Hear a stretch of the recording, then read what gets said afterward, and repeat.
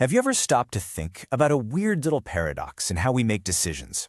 We're always trying to build the perfect system for today, but in doing that, we might be accidentally creating a huge problem for tomorrow. It's this hidden cost of being super efficient, and we're going to unpack exactly what that means.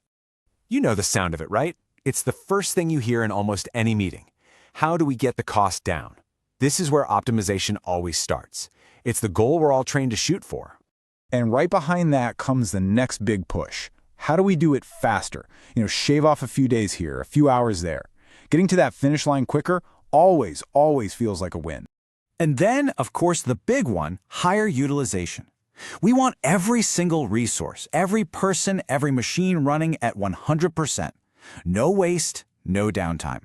It's the drumbeat of progress, or so we're told. And let's be real, none of this is crazy. On paper, these goals are totally sensible. They're the bedrock of what we think of as smart decision-making.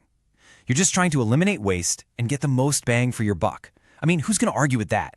Well, here's the catch. There's a huge hidden assumption baked into all that efficiency. When we optimize for how things are right now, we're basically making a quiet bet. A bet that the future is going to look pretty much exactly like the past. And you know what? That's a really risky bet to make. Look, when everything's stable and predictable, a perfectly optimized system is a thing of beauty. It's like a finely tuned engine. But what happens when things change? And they always change, right? A market shifts, some new technology comes out of nowhere, a crisis hits, and suddenly that beautiful engine becomes incredibly fragile. And this is the part we often miss. Optimization doesn't usually fail with a big, loud explosion. Nope, it fails quietly by just removing your choices one by one. By focusing so hard on finding the one best way to do something, you slowly, silently close the door to all the other ways. You literally paint yourself into a corner and you don't even see it happening. So, if that's the hidden flaw in just chasing efficiency, what's the other side of the coin? Well, it's not about throwing your hands up and embracing chaos. It's about bringing in a balancing idea, a completely different way of thinking called optionality. So what is optionality? Really, at its heart, it's about building in some wiggle room. It's having the ability to respond when the unexpected inevitably happens without having to tear everything down and start from scratch while you're in panic mode. It's basically having a plan B and a plan C ready to go before you even know you need them. So what does this actually look like in the real world? Well, it could be something as simple as having more than one supplier, even if one of them is a little more expensive. Or it could be building a team where skills overlap, so if one person leaves, you're not totally sunk. A lot of the time, it means purposefully making a decision that costs a little more today just to keep different paths open for an unknown tomorrow. This really shows how you can look at the exact same thing in two completely different ways. Through that pure efficiency lens, having a backup supplier or cross-trained people looks messy, it looks wasteful. But if you switch to a resilience lens, suddenly it looks prudent, it looks smart. You're shifting your focus from just today's cost to tomorrow's flexibility. Okay, so the point here isn't to just ditch optimization altogether.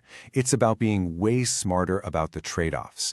It's about recalibrating how we make decisions by asking a totally different kind of question.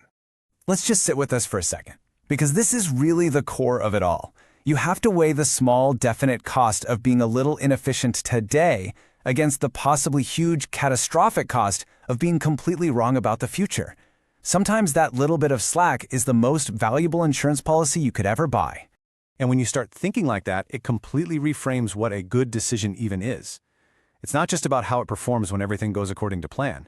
A truly good decision is one that leaves you room to maneuver, one that keeps your choices open for that exact moment your assumptions turn out to be wrong. So we're not going to end this with a neat little 5-step plan.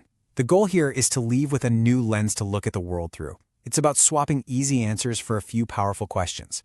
Questions you can carry with you.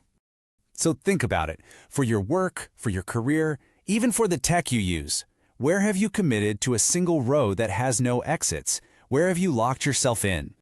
And where has that drive to streamline everything? Where has it made you brittle? Where has the hunt for perfection secretly stripped away the flexibility that you might be desperate for one day? And this is the last thought I want to leave you with. If everything changed tomorrow, would you still have choices? Because when you strip it all away, having choices is freedom. And maybe the ultimate test of any decision we make is whether it preserves that freedom or if it trades it away for a perfect picture of a future that might never even arrive.